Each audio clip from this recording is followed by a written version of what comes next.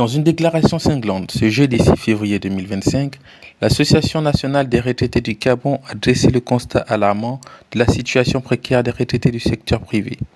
Par la voix de sa présidente Bernadette Onomba, l'ANAREG a dénoncé un traitement discriminatoire entre les pensionnés du public et du privé. Pourquoi tourner en rond? Pourquoi gagner du temps ou noyer le poisson?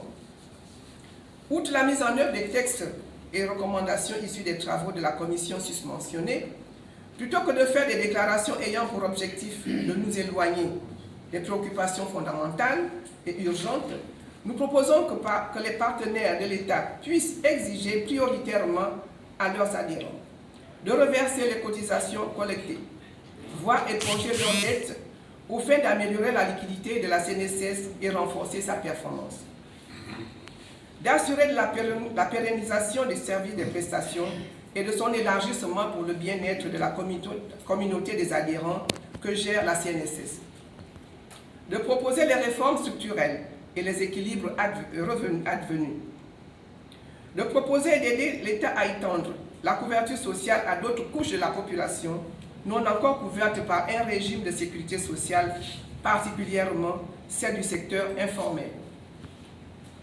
Pour bien nous faire comprendre, nous insistons sur ce point.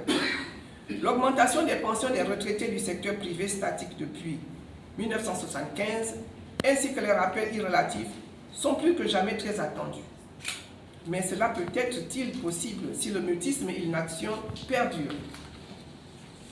C'est à cet effet que, sachant que certaines organisations patronales ne s'intéressent qu'à elles-mêmes, veulent tout pour elles-mêmes, ne ressentent aucune empathie envers leurs anciens employés, aujourd'hui retraités, se refusent à donner, mais se hâtent plutôt de prendre, usant de leur capacité d'influence et de leur proximité avec les décideurs, et eu égard au patrimoine immobilier et mobilier de la CNSS qui les ferait saliver. Une modification des textes en vigueur s'impose pour que les retraités, en leur qualité de sociétaires de nos organismes de prévoyance de protection sociale, intègrent les différents conseils d'administration, comme c'est le cas dans certains pays de la zone de la conférence interafricaine de prévoyance sociale CIPRES, afin de mieux protéger eux-mêmes leurs intérêts. Mesdames et messieurs des médias, chers adhérents et sympathisants de l'ANAREG, il ne nous aura certainement pas échappé que même lorsqu'il s'agit de prendre la parole devant l'audience nationale pour défendre les problèmes des retraités, ce sont des hableurs moins outillés que l'on choisit comme prétendus représentants de notre groupe, ce qui donne souvent lieu à des spectacles regrettables pour ne point dire autre chose, comme ce fut le cas par exemple lors de la cérémonie de présentation des vœux au chef de l'État. Aujourd'hui, les retraités se sentent davantage rejetés, précarisés et non pris en compte par la politique sociale du gouvernement. Cette désillusion se transforme progressivement en grogne latente qui finira par s'exprimer envers les gouvernants qui n'ont pas su mettre en œuvre, dans l'équité, les hautes instructions du chef de l'État. Certains parmi nous font aujourd'hui l'objet de chantage ou de menaces subtiles.